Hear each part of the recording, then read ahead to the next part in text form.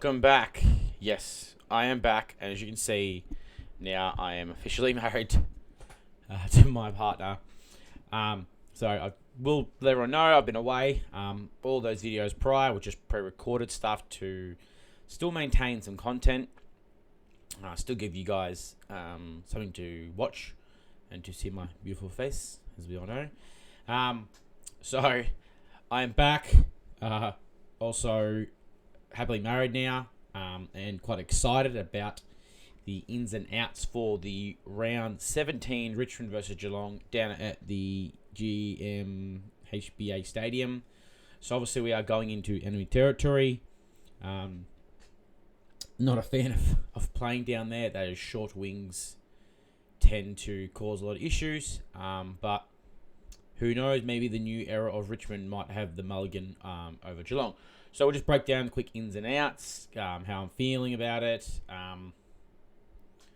what we can expect out of the game. You know, I know we can all probably agree we're probably not going to win, but how much do we lose by? What do we want to see out of the game for these players? So, as we know, Tom Lynch went out with pretty sure it's a 5-week suspension. If you guys watch the AFL 360 with Gary Lyon and Jared, they had Razor Ray on, and I kind of agree with his opinion, Razor Ray. Not many Richmond fans do.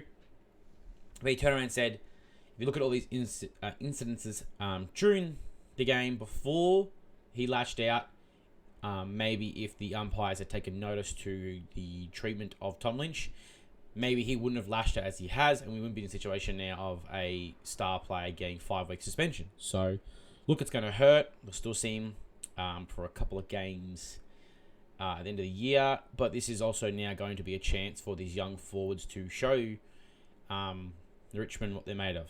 Obviously, McKelty Lafau going down as well. I believe it's a hammy, 3 to 6 weeks. I think they've given him. That sucks because he come back. He was showing some good form in the AFL, and he would have been a really good replacement for Tom Lynch now being out. And then Steely Green the other. I will not apologise from this. I have said probably before the Giants game. I know he had a good game in the Giants game. Prior to that, he hadn't had many good games. I know his pressure rating was quite high, but I think he needed a spell in the VFL to get his confidence back up because he hadn't got the ball much. You know, get odd goal here every 2 or 3 weeks. It's just not enough from what we need. You need another Seth Campbell. Mansell's down, so he's lucky he's in. So, as we know, Steely Green, Tom Lynch, and McKelty Lafau out. In comes Sam Lawler, Tom Sims, and Morris Rioli Jr. Now, I'll start with Sam Lawler. Love that Sam Lawler's back. I think he is a dynamic player, especially in our forward line. You could probably say over the last... When did he go? When did he go down? What game was that? I can't remember what game it was. You guys just let me know in the comments below which game it was. When he went down after he hurt his hammy, you could definitely see how much his scoring and his leadership, the quality of player he is. You can see the difference drop off so much. Like how much we went from close games every week. You know, well, we would hold with him for 3 or 4 quarters, and then the last quarter they got away, to blowout after blowout after blowout. You know, high 50 to 60 point losses, and it just shows you how much of an impact he probably does have on a team at such a young age. He's rated. If you look at the ratings of all rookies from their games, Sam Lawler holds 1 and 2. It's like 20.9 and 19.8 in the ratings, which is classified as, I'm pretty sure, classifies as elite. I think over 15 is classifies as elite. Anything over is classified as like super elite. So just shows you how good he is when he plays. Obviously, you know, they took the precaution and gave him some more time management to recover, and I love that. It's the best thing we could do for him, is allow him to have another week off, so he is ready just to hit the ground running straight into to seniors and really help us. Tom Sims, I thought he was a bit stiff to go out the week prior. Really thought it would have been Jonty, just because to me Sims is more versatile.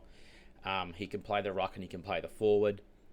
Right now he seems to be kicking a little bit better than Jonty, but he's back in. He didn't do too bad. I think he didn't do too bad in the VFL last week, so comes right back in. Morris Riley Jr., this is going to be a pet hate. I swear, I reckon they're going to do it. He's going to go straight into Steely Green spot and not do enough. But I'll be very frustrated if they do what they're doing to Tyler Sonsie and Jack Ross.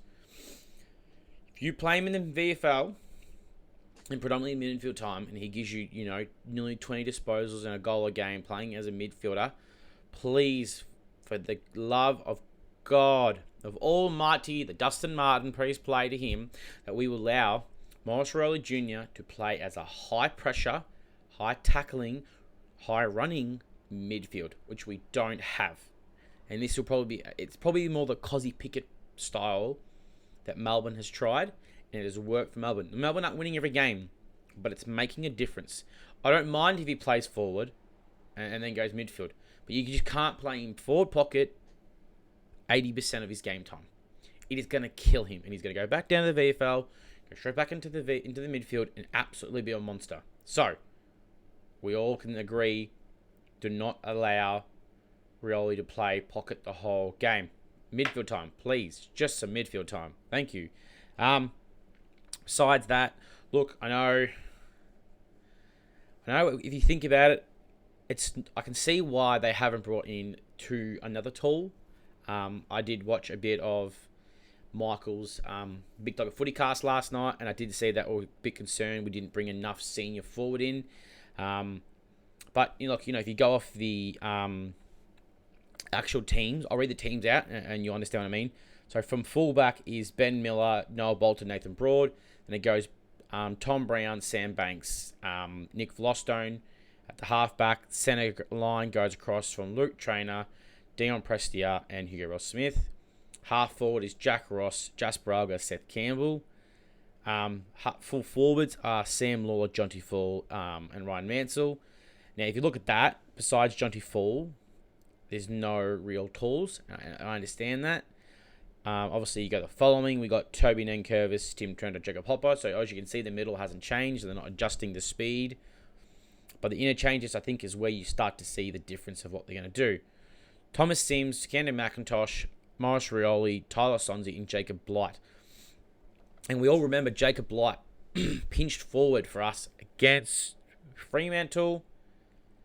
I think it was against the Brisbane Lions. And he definitely showed some great leading patterns as well. He's a big boy, very good cardiovascular system, which means he's a great runner. High intensity, can do it. Overhead mark really well. Pure strength. So it could be a style of, McCarthy goes out and Lynch goes out. We bring Sims in. Blight or Bolter play forward. And I don't want Bolter to play forward. I would rather be Blight. I think Bolter will be able to match Jeremy Cameron's speed. And then Ben Miller just shuts down Shannon O'Neill. Shannon O'Neill isn't as fast as Jeremy, so you kind of want that. But you can see they've kept the idea of if you keep Blight in, then Blight becomes that pinch forward for you. And then you've also as another way. I'm trying to take too long. Don't you guys just listen to me ramble on this whole time. Also, then allows Sims and Blight and Nate Curvis to play three tiles of ruck. So you can really try and wear out Reece Stanley. Reece Stanley's a great runner, but he can only do it by himself. He can't do it all by himself. That means then he's going to have to work out, is Nank the ruckman, is Blight the ruckman, or is Sims the ruckman? So that's three ruckmen they're going to have to run. They're going to run up and down, and you might just be able to run him out and then boom, put Nank in there and let Nank just take him to town with strength and IQ. So we'll see how that goes. If I go off Martins, it's GMA. I feel like it's going to be a 10-goal loss, and I don't want it to be. Look, it could be a different look because we're not going to be so Tom Lynch-centric, which is obviously what we're doing so much lately. So maybe this is a good breather for the Sims and Jonty, where the ball will be coming to them more often, and then we might have a bloody rare game like Carlton or against Gold Coast. Don't hold your breath, please. And if I'm going to look for something out of this game, I would like for there to be a quarter where we don't go goalless. I would like for us to do what I was saying at the start of the year. I think if you can average 3 to 4 goals per quarter, the blowouts, if they are blowouts, it won't look as bad. It looks like you're maintaining somewhat a consistent form through the 4 quarters, even if you're struggling. That's what my goal would be to get out of this game. So, thank you for watching. Hit that like and subscribe button. Help me to hit the 500 subscribers. Go Tigers. And as I will always say at the end of every video, or mostly near the end, stay safe, please.